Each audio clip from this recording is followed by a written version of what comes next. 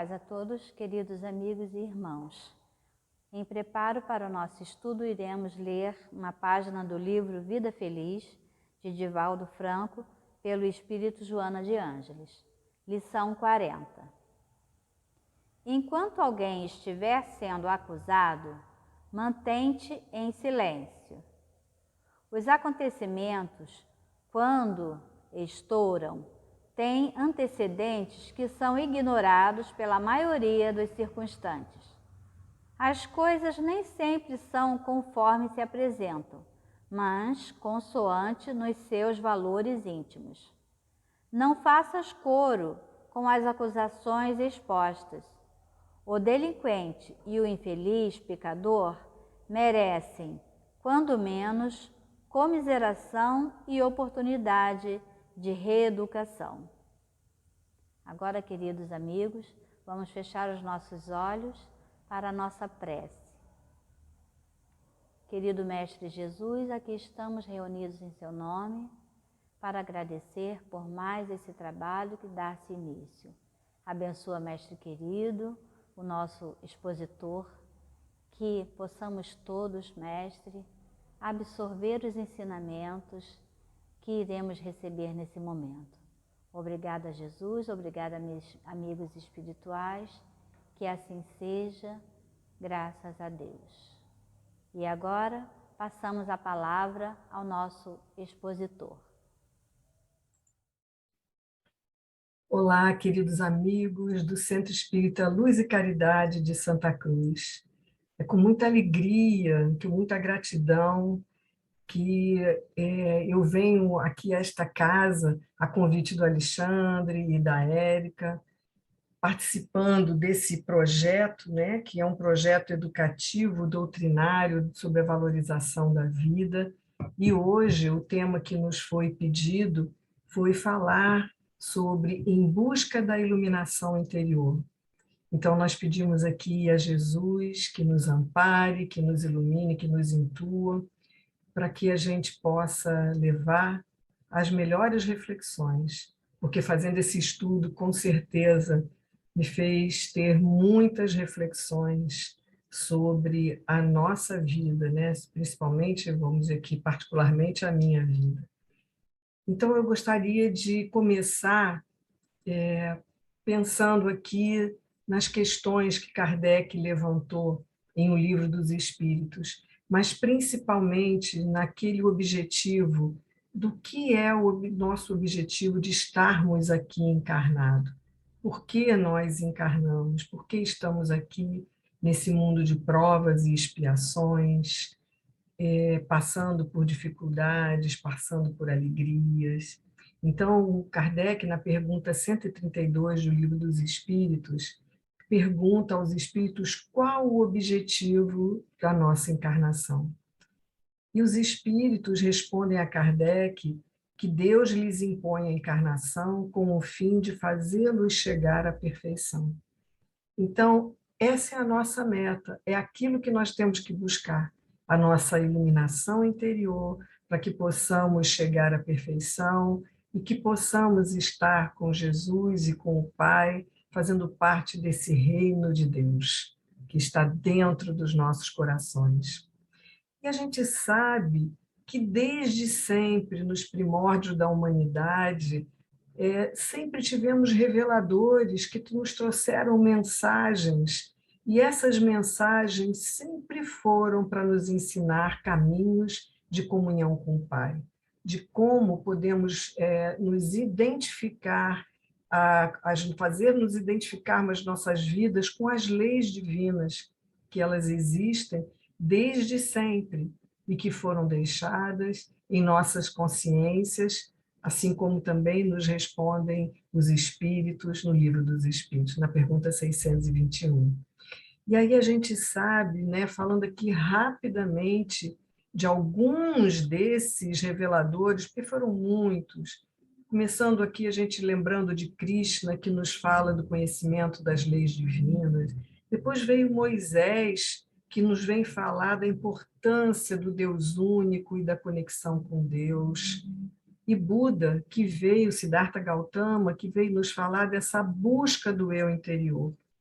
Sócrates, que veio nos falar do autoconhecimento, e João Batista, que foi o nosso grande precursor do Cristo, que fala da necessidade de nos arrependermos, de nos transformarmos, foi aquele que começou a abrir os nossos pensamentos e os nossos corações para a chegada de Jesus, e falando da necessidade do arrependimento, com aquele batismo simbólico, nos colocando a necessidade de nos arrependermos dos feitos das nossas vidas, daquilo que deveríamos mudar para que possamos ter vida nova. E depois temos Jesus, que a tônica principal do nosso querido mestre foi nos falar sobre o amor a Deus, e principalmente que veio ao amor ao próximo, né? Amar ao próximo como a nós mesmos.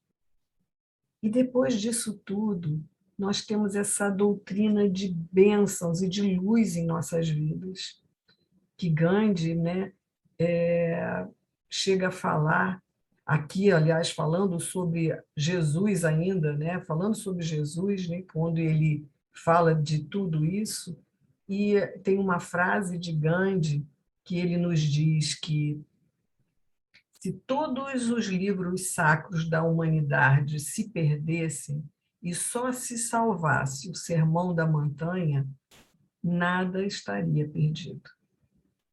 Então, para a gente ver o valor de tudo que Jesus nos deixou no Sermão Profético, no Sermão da Montanha, em todos os seus ensinamentos, e muito em base em cima do que Jesus nos deixou nas máximas morais do Cristo, é que Kardec estrutura também a doutrina espírita, seguindo a Jesus. E esse presente que a espiritualidade amiga e Jesus, Espírito de verdade, nos deixa com o Espiritismo, esse bálsamo em nossas vidas. Então, nós vemos que o Espiritismo vem e nos traz todas essas máximas de Jesus e fala, juntando tudo isso, né, do cumprimento às leis, de nós nos autoconhecermos, e fala de nós nos transformarmos moralmente. E a gente só pode se transformar se nós tivermos consciência daquilo que precisamos mudar nas nossas vidas. Quais são as nossas imperfeições, as nossas paixões descabidas, os nossos vícios. Só tendo essa noção e essa coragem de mudar é que nós podemos fazer a nossa transformação moral. É fácil? Com certeza não é fácil. E Deus nos criou simples e ignorantes, mas ao longo das nossas jornadas, das nossas encarnações, nós vamos tomando uma imensa capacidade de progredir e atuar segundo o livre-arbítrio que o Pai nos deu, mas seguindo as suas leis, que os espíritos, como já falando, já disseram que estão gravadas nas nossas consciências. Mas e Jesus, né? Jesus, esse que veio com todo esse amor, nos mostrar esse caminho, nos ajudar, e escolheu os seus apóstolos, os 12, para estar junto do povo, junto dele, trazendo esses ensinamentos. Jesus poderia ter colocado junto deles espíritos puros como ele, os espíritos superiores, preparados, mas não. Jesus buscou homens simples, rústicos, saídos ali da plebe, daquela comunidade humilde, filhos do povo. Esses homens para os quais assim nós nos identificamos. Porque se Jesus escolhe homens doutos, sábios, nós não nos identificaríamos com eles. E Jesus sabia, como ele sabe, da imperfeição de cada um. Mas são esses que ele traz para trazer a boa nova para nós, junto dele. E para a gente falar desses apóstolos, porque foram verdadeiros exemplos de iluminação interior, dessa busca desse autoconhecimento, poderíamos falar de vários deles, Mas hoje eu preferi falar de Pedro, o exemplo de Simão Pedro, porque era um homem já ancião, numa sociedade que era patriarcal. Vemos Pedro, que era machista, tanto que ele não aceitou que Maria Madalena trabalhasse com eles. Ele era muito nervoso, muito bravo, impetuoso, mas foi aquele que conviveu com Jesus mais tempo. Jesus se hospedava na casa de Pedro, eles faziam o evangelho à mesa de Pedro. Humberto de Campos nos conta histórias lindas sobre esses estudos na casa de Pedro.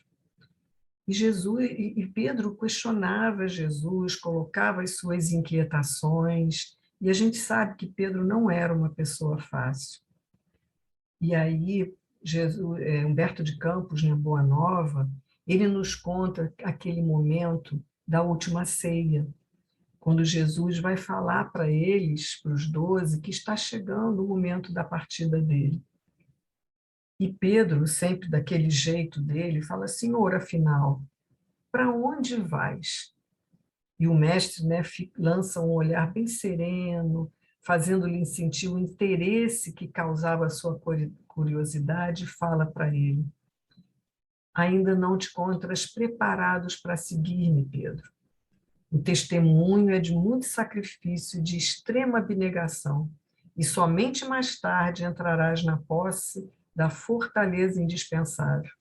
Então Jesus já estava dizendo para Pedro: olha, nesse momento você não está pronto, você ainda tem uma longa estrada a caminhar, a aprender, a se conhecer, para que você esteja pronto para passar pelo que eu vou passar.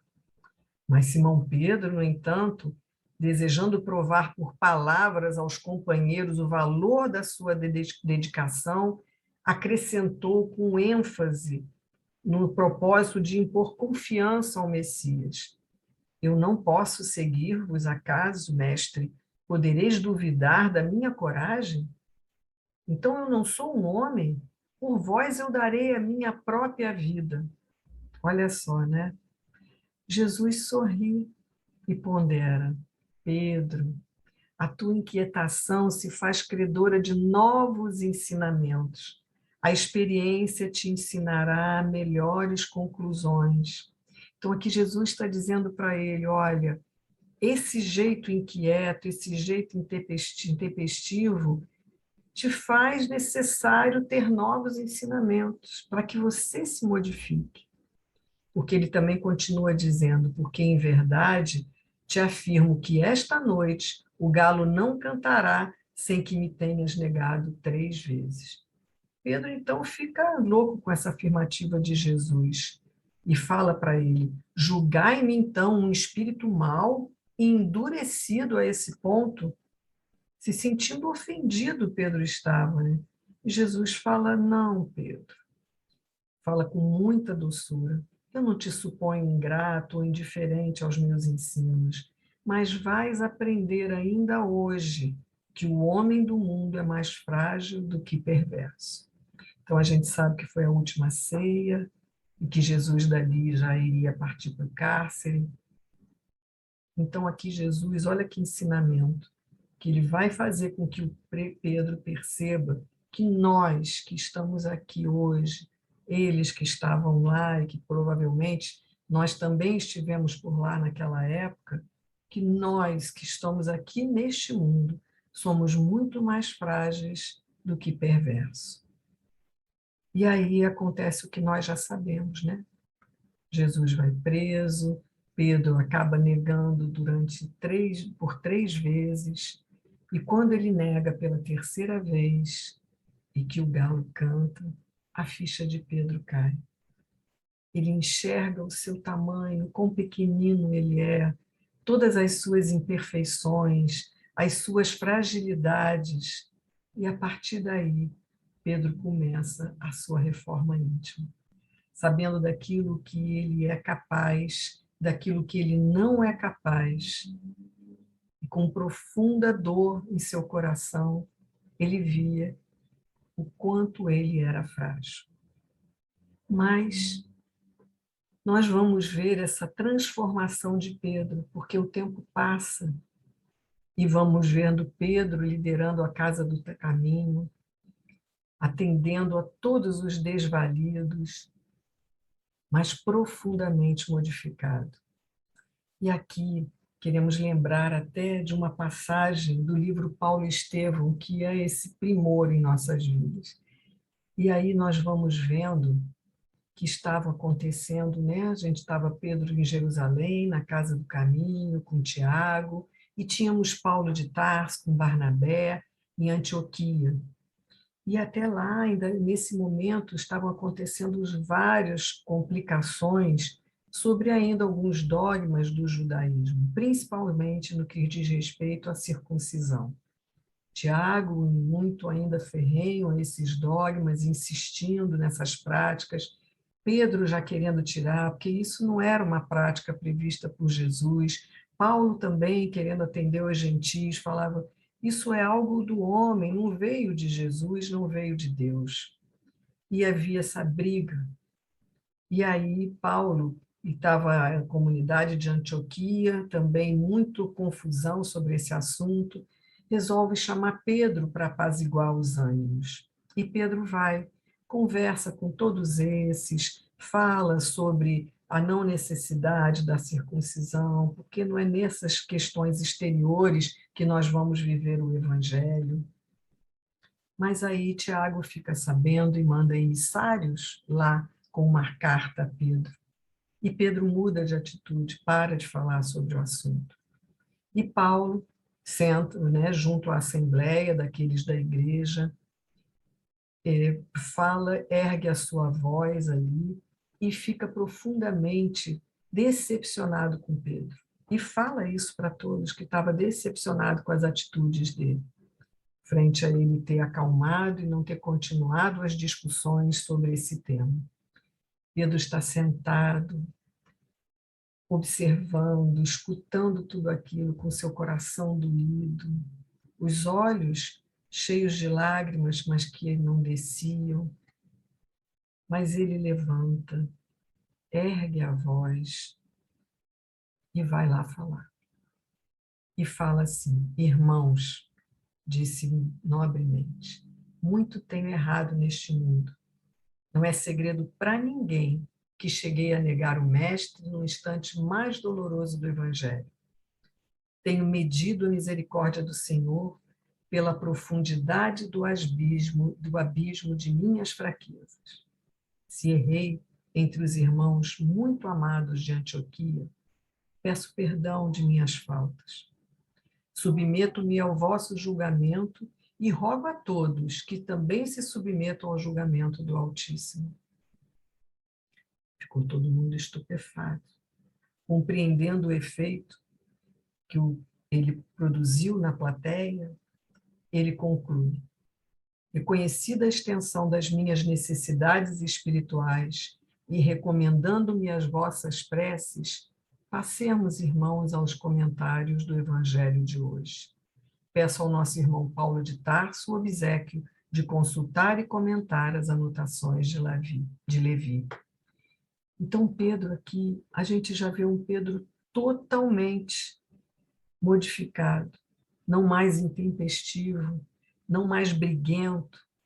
Ele sabia que se ele entrasse nessa briga, e ele faz várias reflexões em seu íntimo, ele estaria pondo a perder a obra de Jesus.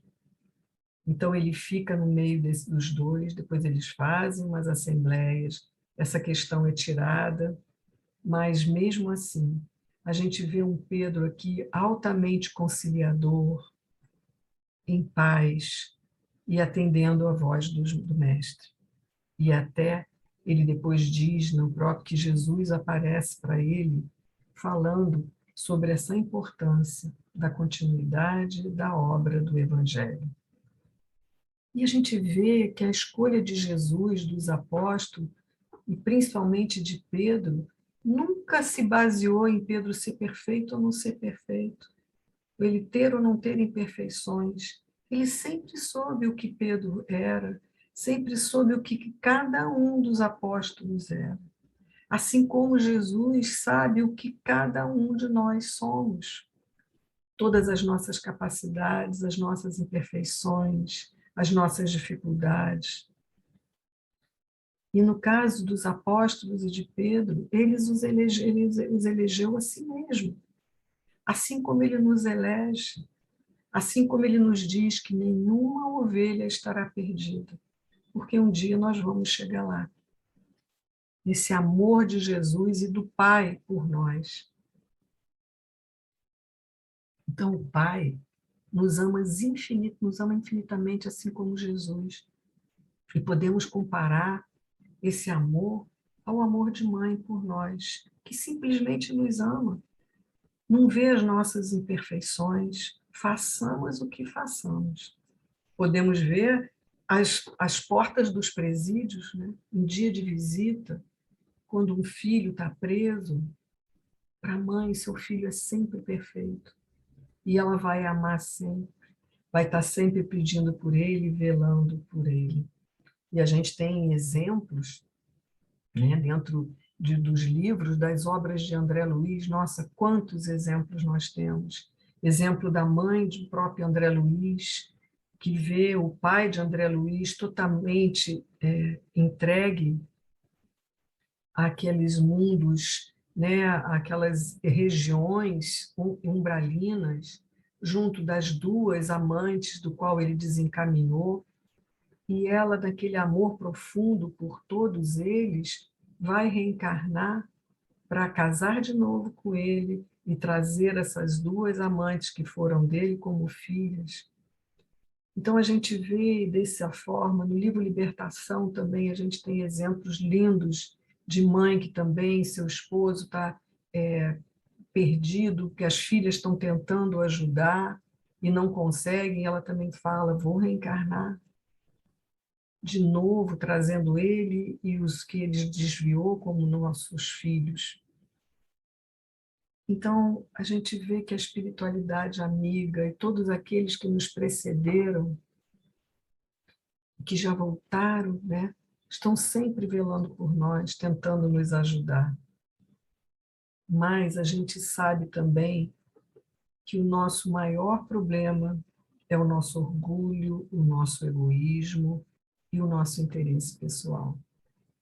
Porque assim também Kardec pergunta aos espíritos qual é o maior obstáculo para o nosso progresso. E eles dizem que é o nosso orgulho e o nosso egoísmo.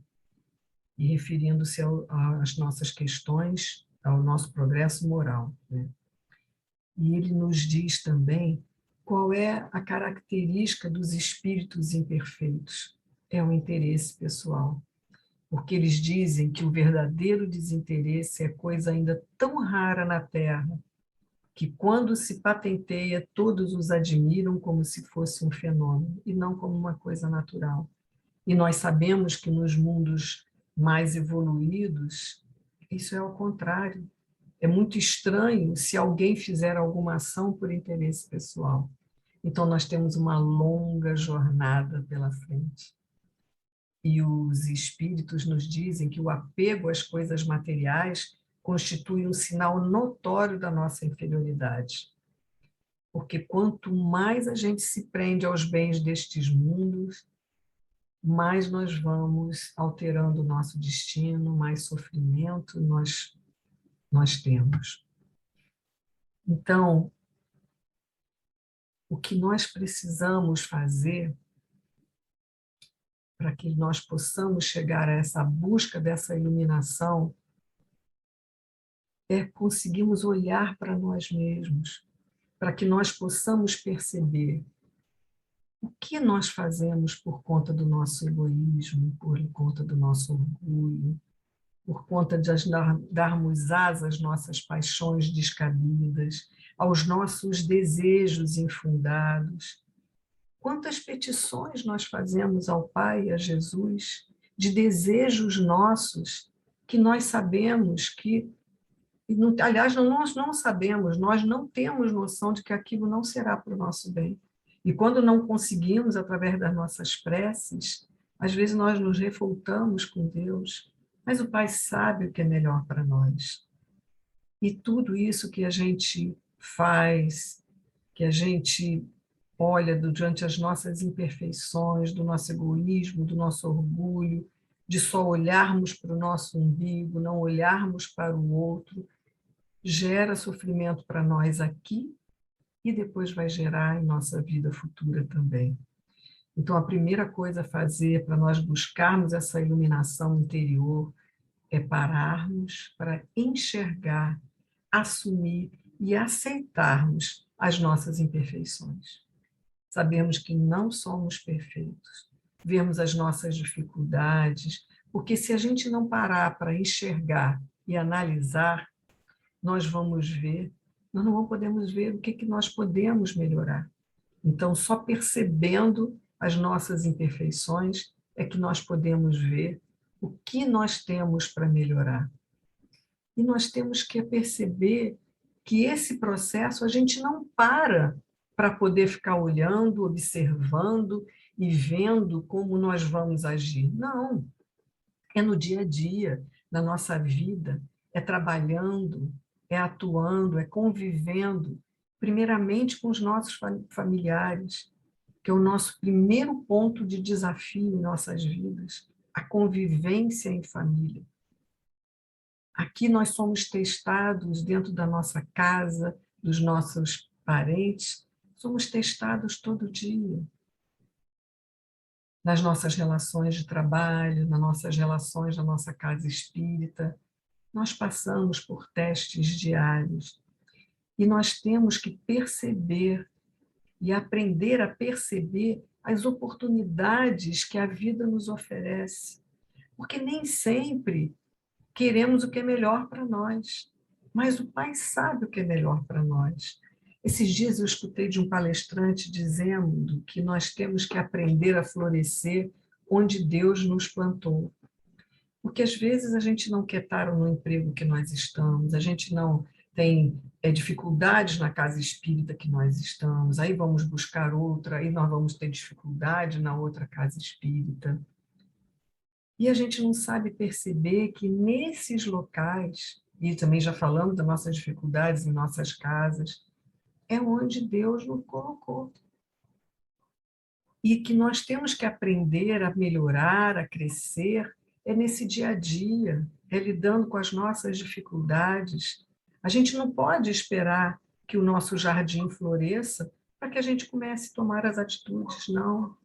A nossa atitude aqui é atitude de trabalho diário, diariamente. E os espíritos nos dizem que esses esforços para que nós possamos vencer as nossas inclinações, eles não são muito. Eles dizem para a gente, tem a pergunta 909, quando Kardec pergunta: poderia sempre o homem, pelos seus esforços, vencer as suas más inclinações? E os espíritos nos dizem: sim, e frequentemente fazendo esforços muito insignificantes, mas o que lhe falta é a vontade. E eles dizem para a gente assim: quão poucos dentre vós fazem esforços. Olha só, gente, o que eles dizem aqui: fazendo esforços muito insignificantes, nós podemos vencer as nossas más inclinações, mas o que nos falta é a vontade. E que nós fazemos muito poucos esforços. Então, temos sempre essa preguiça, né, de mudarmos, de nos tornarmos diferentes, de enxergarmos os nossos defeitos. Mas temos essa doutrina de luz em nossas vidas, que tantos ensinamentos nos traz, e tantos exemplos também. Exemplos, Kardec nos dá vários exemplos dos resultados das nossas ações aqui, quando voltarmos à nossa vida verdadeira na pátria espiritual. Se nós pegarmos o livro Céu e Inferno, na sua segunda parte, com aqueles vários exemplos de espíritos que desencarnaram e a situação de cada um, daqueles que são felizes, medianos, os sofredores, os criminosos, os suicidas, e tudo isso nós vemos que são consequências A consequência da vida no plano espiritual é consequência, aliás, da vida que nós tivemos aqui na Terra. E como nós vamos estar lá é consequência da vida que tivemos aqui. Então, essa doutrina de luz traz tanto ensinamentos para nós. E nós temos aqui, né, seu Honório Onofre Abreu, tem um livro que eu gosto muito, que é Luz Imperecível. E tem um capítulo que ele nos diz sobre todos esses ensinamentos que nós temos que ouvir com atenção, mas temos que assimilar. Só um pouquinho. Então, temos que ouvir com atenção, assimilar, mas no terreno espiritual não podemos ficar somente na escuta. É importante colocar em prática todos esses ensinamentos. E esse conhecimento todo que nós temos aumenta a nossa responsabilidade, como os espíritos já nos lembraram, e Jesus também, não é? Quando nos diz que é muito será pedido aquele muito que foi dado. Então, nós temos essa doutrina de luz, que tem vários ensinamentos e várias formas de nos dizer de como transformar as nossas vidas. E nesse caminho, é como se Deus nos oferecesse uma estrada linda, pavimentada, bem iluminada, mas com regras a serem cumpridas. E às vezes temos alguns percalços nessa estrada, mas nós temos placas sinalizadoras, temos que tomar cuidado nas ultrapassagens, não podemos exceder velocidades, vamos ter restaurantes, posto de gasolina, local para repousar, nós vamos ter todos os recursos perto de nós. Mas, às vezes, nós resolvemos encurtar esse caminho e tomamos um atalho. E quando a gente toma esse atalho, a gente se perde. E Jesus veio justamente nos ensinar o caminho de volta.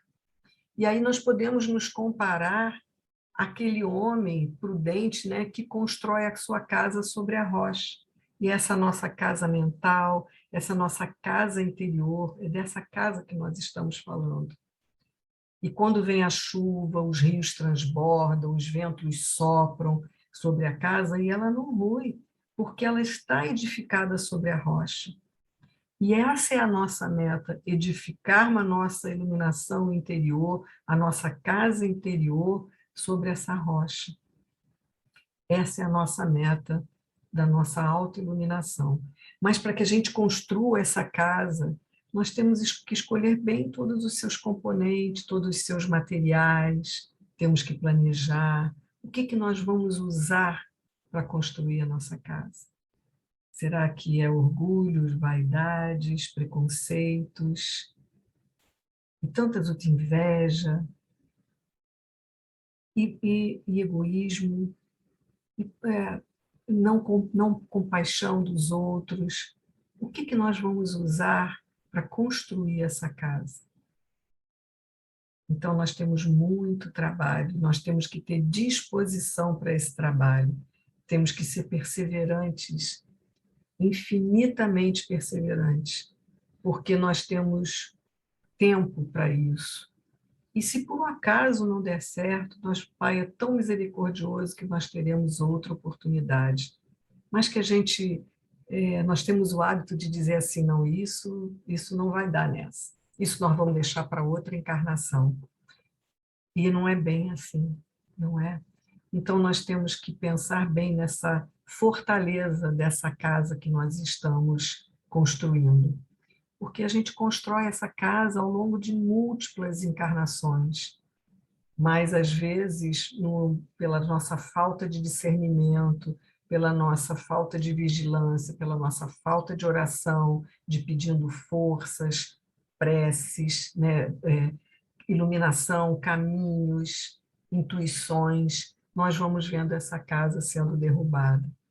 E aí nós podemos ser como aquele que construiu a casa sobre a areia, quando Jesus nos diz, né, que aquele que ouve as minhas palavras, mas não as pratica, se assemelha a um homem insensato que construiu a sua casa na areia. E aí vem a chuva, os rios transbordaram, os ventos sopraram e vieram açoitar aquela casa. E ela foi totalmente derrubada. e grande foi a sua ruína. E assim somos nós, porque a hora que a gente fechar os nossos olhos de carne aqui e partirmos para outra vida, nós vamos ter acesso a tudo que fizemos, a nossa consciência vai nos dizer, né, sobre se procedemos bem ou não. E o desespero de estar do outro lado, vendo ruir toda essa nossa construção. Tem um trecho que em Missionários da Luz, o Alexandre, o instrutor de André Luiz, nos diz que esquecemos de que toda edificação da alma, quer dizer, a nossa casa sobre a rocha, requer disciplina, educação, esforço e perseverança. Perseverança, né? Ele diz que nós, os homens, somos, que ele também se considerava, ele se colocou, incluía, nós somos um oceano de palavras e algumas gotinhas de ação. Então, que essa nossa construção possa ser uma construção forte, firme, sólida, com muito trabalho, porque nós não vamos evoluir e nos iluminarmos sentados, somente orando, estudando. Não, nós temos que vivenciar tudo isso. É óbvio que temos que meditar, orar, pedir ajuda, mas temos que agir, porque a verdadeira oração também é aquela da ação. Então, também, Kardec nos diz, nos dá tudo aquilo que nós temos que deixar. E tem no item 257, quando ele vai falar no ensaio teórico das sensações nos espíritos, é um texto imenso, e aí ele diz algumas coisas para a gente assim: dome suas paixões animais, não alimenta o ódio, não alimenta a inveja, não alimenta ciúme nem orgulho, não se deixe dominar pelo egoísmo, purifique-se, nutrindo os bons sentimentos, pratique o bem, não ligue às coisas deste mundo importância que elas não merecem. E então, embora revestido desse invólucro corporal, mas aí já estaremos depurados, já estará liberto do jugo da matéria e, quando deixar esse invólucro, não mais lhe sofrerá influência. Então, a gente teria a nossa vida futura de uma forma mais tranquila se nós domássemos as nossas paixões. E aí não tem como não falar, né, dessa célebre questão, desse grande ensinamento que Santo Agostinho nos deixa, quando ele vai tratar do item de conhecimento de si mesmo, que é o que nós temos que buscar para que a gente possa agir. Quando na pergunta 919, que eu tenho certeza que todo mundo já ouviu falar, mas que vale lembrar, porque apesar da gente ler, reler, ouvir falar em palestras, como é difícil nós praticarmos, né? Quando Kardec pergunta qual o meio prático mais eficaz que tem o homem de se melhorar nesta vida e de resistir à atração do mal. E aí os espíritos nos dizem que um sábio da antiguidade já nos disse: nós temos que nos conhecer, conhece-te a ti mesmo. Mas Kardec fala: nós sabemos dessa máxima, dessa sabedoria, mas a dificuldade é enorme de nos conhecermos. Então ele pergunta: qual é o meio para que a gente consiga? E aí vem Santo Agostinho também numa resposta aqui grande, mas nós vamos pegar só o trechinho que ele nos dá a receita de bolo, de como a gente consegue nos conhecer para saber as nossas mazelas e saber o que nós temos que fazer para nos melhorarmos. Então ele nos diz: fazei o que eu fazia quando vivi na terra. Ao fim do dia, interrogava a minha consciência, passava revista ao que fizera e perguntava a mim mesmo se não faltara algum dever, se ninguém tivera motivo de mim se queixar. Foi assim que cheguei a me conhecer e ver o que em mim precisava de reforma. Aquele que todas as noites evocasse todas as ações que praticara durante o dia e inquirisse de si mesmo o bem ou o mal que houvera feito, rogando a Deus e ao seu anjo de guarda que o esclarecesse, grande força adquiriria para se aperfeiçoar, porque, crede-me, Deus o assistiria. Então, Santo Agostinho deixa uma receita de bolo para nós. Mas o quão difícil é isso, né? Então, essa necessidade de à noite nós orarmos, refletirmos, pedirmos ajuda, e quando a gente voltar ao corpo, pedir ajuda novamente, para que tudo aquilo que nós analisamos no dia anterior, que nós possamos fazer que o nosso novo dia seja um dia melhor, que a gente possa ser melhor do que o dia anterior, que a gente não pratique mais as questões que nos fazem sofrer e que às vezes fazem sofrer tanto aqueles que nós amamos. Então, queridos amigos, nós temos aí essa doutrina de luz, nos trazendo tanto esclarecimento e tanto consolo, tantas bênçãos. E eu também queria encerrar com uma frase que eu também ouvi, mas que é atribuída a Emmanuel, mas eu não consegui identificar a fonte, que diz que possamos entender que Jesus não é uma personalidade a ser adorada, mas uma verdade a ser vivida. E nós temos certeza que Jesus está ao nosso lado o tempo todo, que esses benfeitores espirituais estão ao nosso lado, que aqueles amados do nosso coração que já partiram para a pátria espiritual antes de nós também já estão nos ajudando, que a gente tenha coragem de nos enfrentar, de nos olharmos, mas acima de tudo, de nos perdoarmos, de nos amarmos, para que tenhamos condição de amar ao outro, assim como Jesus nos ama, como o Pai nos ama. Nós temos um longo caminho pela frente, mas com certeza vale a pena. Que Jesus possa nos abençoar a todos, a nossa gratidão por essa oportunidade. Então, nós vamos fazer uma prece para encerrar este momento, pedindo a Jesus que nos abençoe, que nos ilumine, que nos faça perseverantes, fortes, determinados, para seguirmos a nossa meta, que é a da nossa perfeição moral, da nossa iluminação interior. Nós agradecemos profundamente aos nossos anjos de guarda, aos benfeitores espirituais, por tudo que por todas as bênçãos que nos dão, por todas as intuições, toda a ajuda. E pedimos que essa paz do Cristo possa ficar em nossos corações, hoje e sempre. E que assim possa ser. Graças a Deus. Queridos amigos, até a nossa próxima oportunidade de estarmos juntos. E a minha gratidão a todos. Um beijo no coração de todos.